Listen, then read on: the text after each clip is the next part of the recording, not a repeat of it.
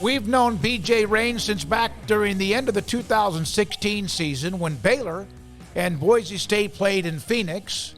And, of course, the Broncos with a great history with what they've done, Chris Peterson among others, and now with what they're doing. And a quarterback that's pretty darn highly rated in Malachi Nelson. He joins us on three. And an AD that we love to death in Jeramiah Dickey. B.J., thanks for your time. Let's start with that.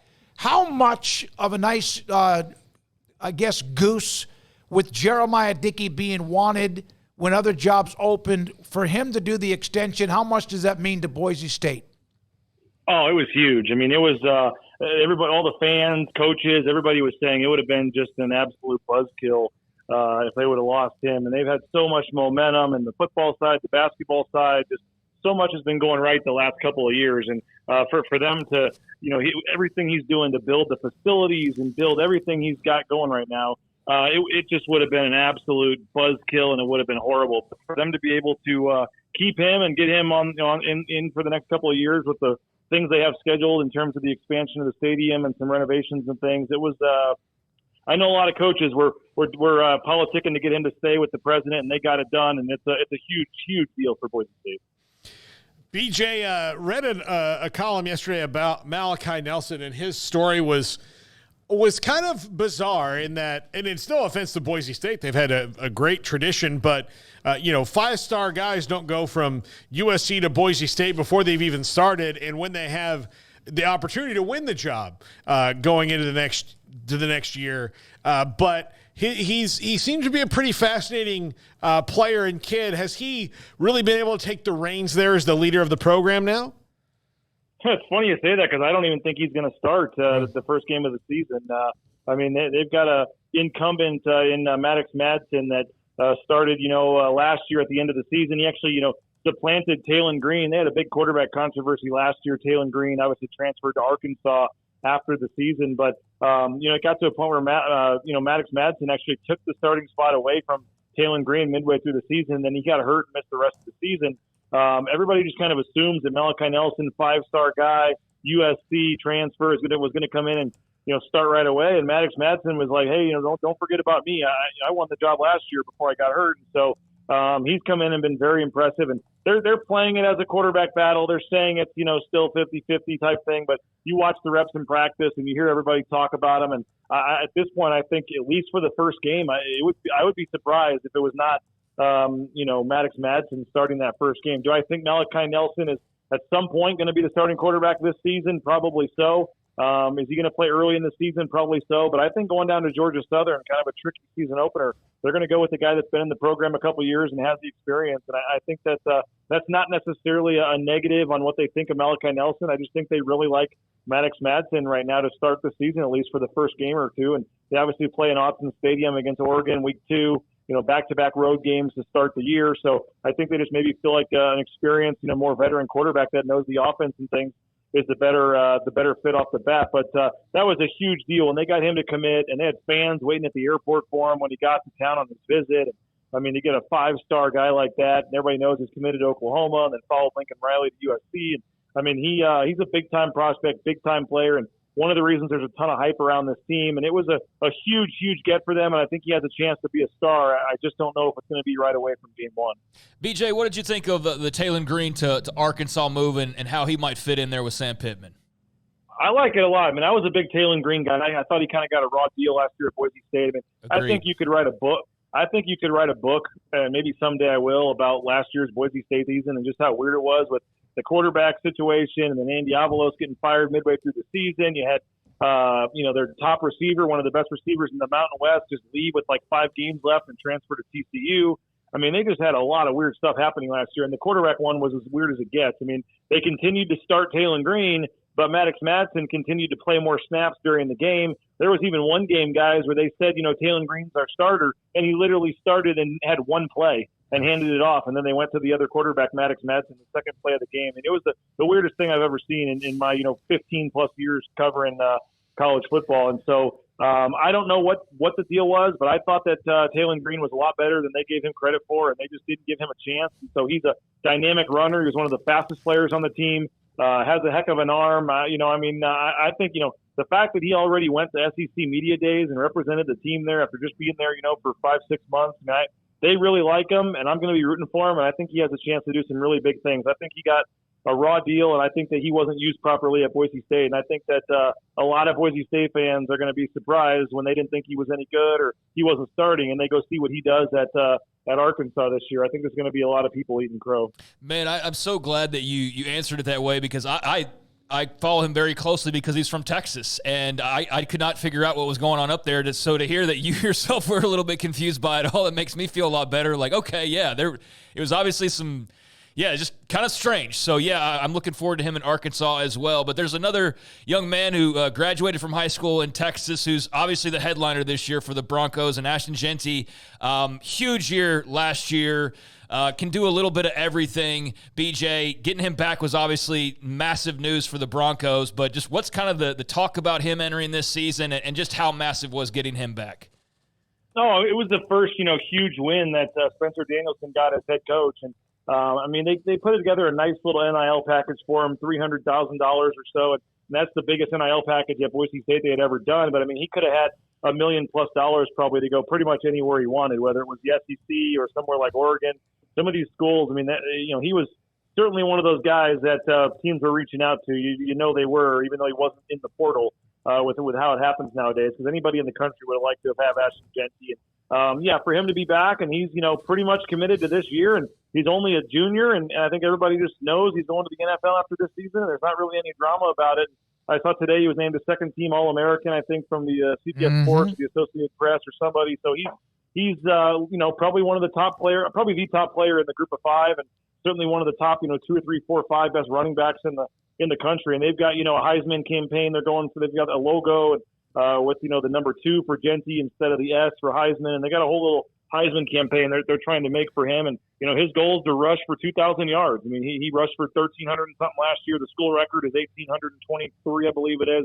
But he wants to play 14, 15 games if they can get in the playoff, and he wants to rush for 2,000 yards this year. And he said that publicly is his goal, and I'm not going to get in the way. The only thing that could stop him is he's a very good out of the backfield in terms of pass catching. I think he caught almost 50 passes last year, so he gets a lot of yards all purpose. He may lose some quote-unquote rushing yards by catching a lot of screen passes and things like that, but he's a 200-yard a game, all-purpose type guy.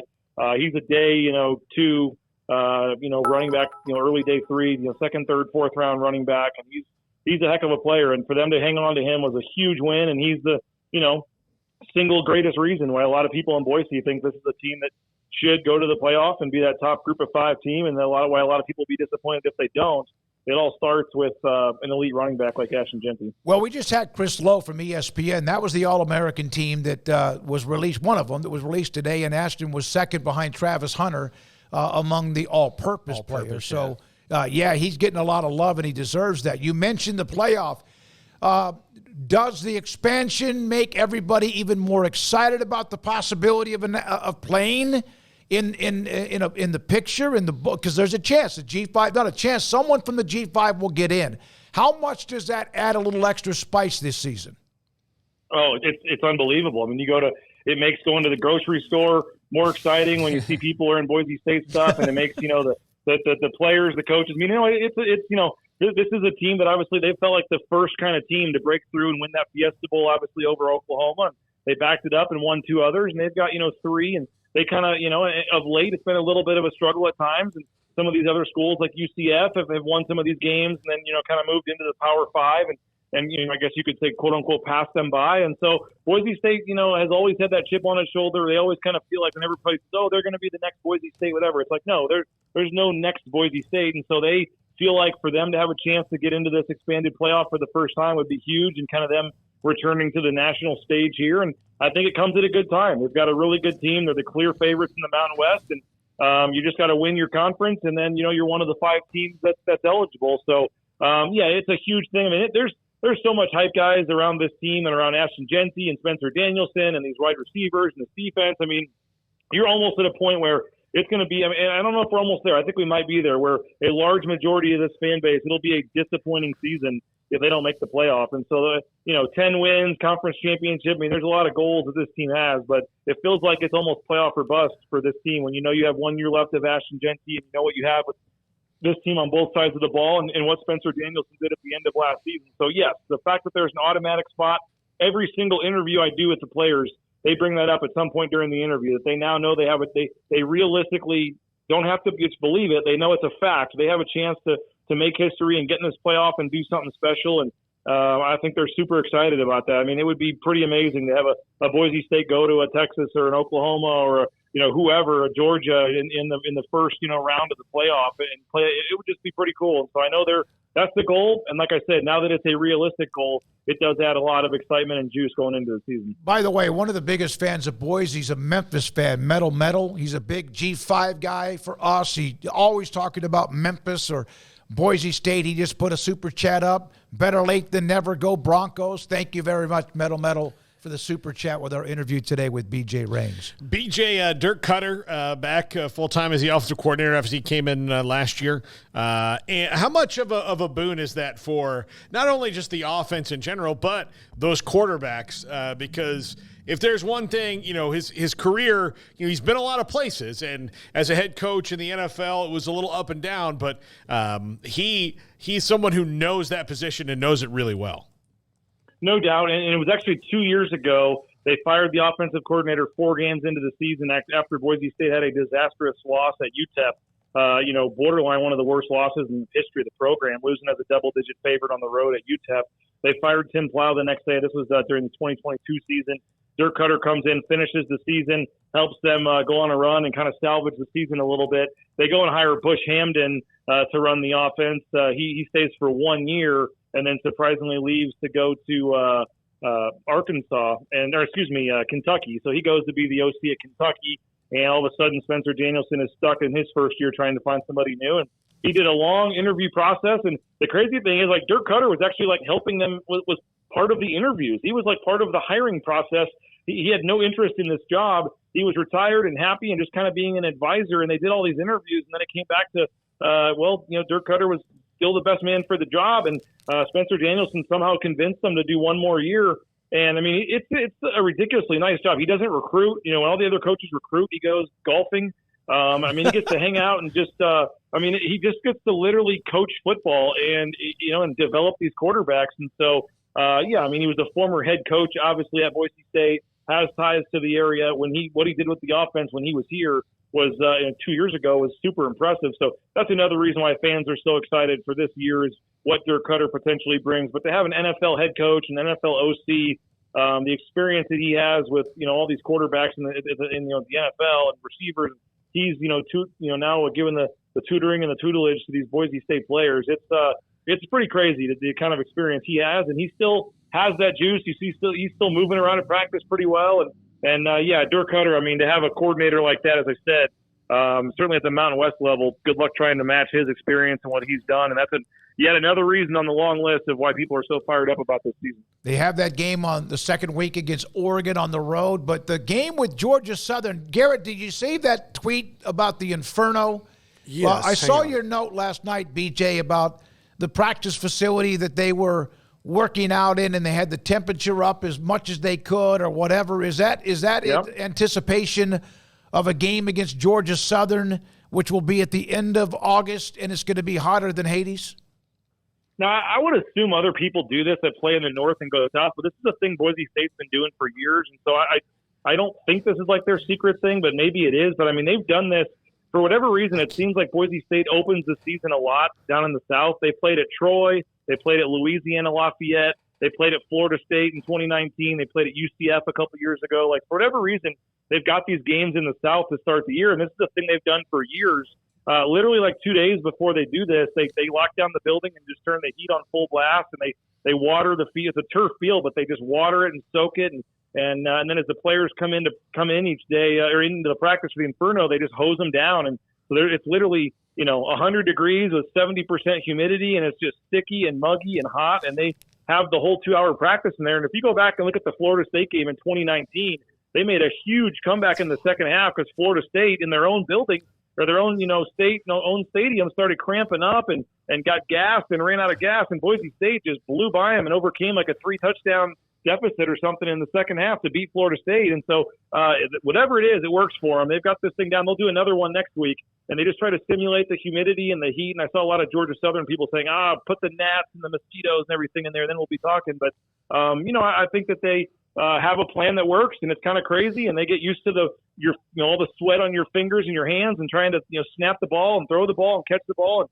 and have the, be able to survive a 3-hour game. And like I said, they've had pretty good success playing down south. So they're going to do it again next week, and other fan bases will laugh at them and make it, say, oh, good luck or whatever. And then when the game happens, they usually do pretty well. Oh, I'm well familiar. That's why I thought Smokey brought it up to needle me a little bit, because that 29 Florida State game was, as a Florida State alum, my tipping point of anger with Willie Taggart in that, okay, they're showing, and I know you were that probably was not on my mind, by the way. You were, I know you probably were at the game, BJ, covering it, yes. But in the broadcast, they showed the different things that each team did to get ready, and they showed Boise doing that and getting, humidified, so to speak.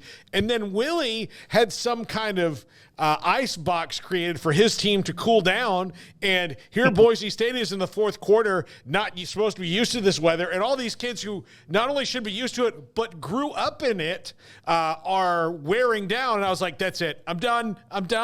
I can't. I was so angry. I was just so mad. But yeah, it's a brilliant thing that they did. And I'm sure people are copycatting them now. Yeah.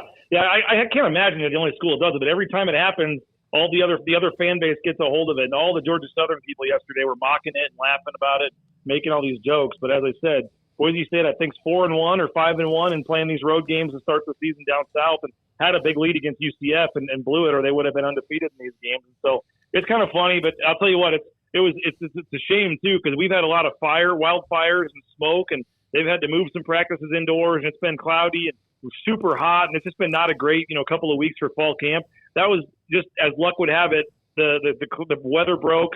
It was 75, light breeze, perfectly blue sky. I mean, it was by far the best day they've had of the entire fall camp, and yet they're inside in the indoor. We're all sweating it off in 100-degree heat. So it was bad luck, but it was it helps them get ready, and they say it does make a difference, and we'll see here in 2 weeks. BJ, good stuff. I knew it would be. Thank you for your coverage of what you do, analyzing Boise State, the opportunities for schools outside of the Autonomy 4, all of it. Jeramiah Dickey, happy when I saw that note. I was thrilled for Boise State.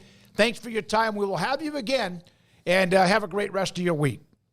Yeah, always enjoy coming on your show and watching it from afar, and the model you guys have, and you guys do a great job. So always honored when you ask me to come on, and happy to do it anytime. You too. BJ Rains, Bronco Nation News.